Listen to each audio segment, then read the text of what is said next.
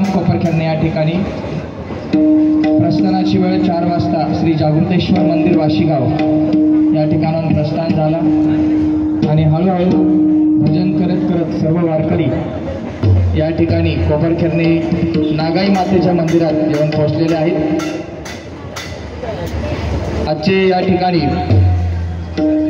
अन्नदाते जे आहेत ते श्री शिवराम पाटील माजी स्थायी समिती सभापती यांच्याकडून होणार आहे आणि आजचे कीर्तनकार हरिभक्तपरायण दिलीप महाराज ठाकूर मुरुड जंजिरा यांची या ठिकाणी सेवा होणार आहे।